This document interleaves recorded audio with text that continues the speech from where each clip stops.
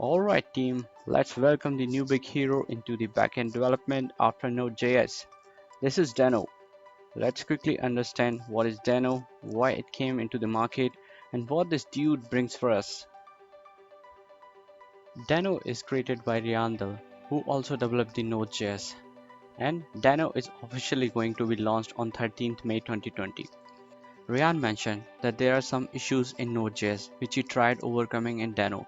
Security is one of them, others are module and dependencies, and there are a few more other good things.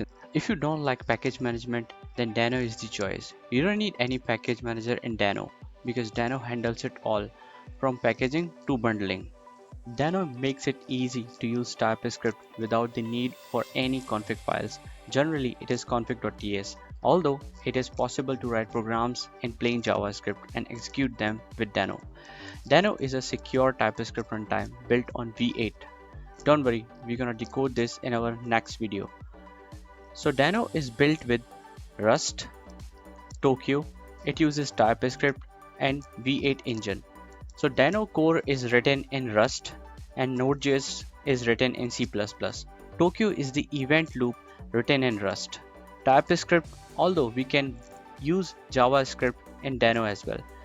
V8, Google's JavaScript runtime used in Chrome and Node, etc. Like Node.js, it is really easy to set up Deno in the system. You just need to use your shell or PowerShell, and running these commands will bring the Deno in your system. And instead of Node, you can use the Deno command. Now let's head to their official websites. So this is the official website of Deno, and they have provided really good information here.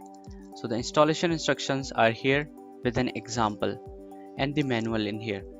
And their repository looks really cool.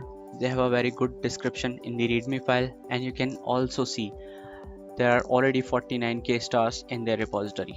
Now let's check their documentation website. This I found really useful because you can find all the interfaces and package information. Like, let's take an example of read file.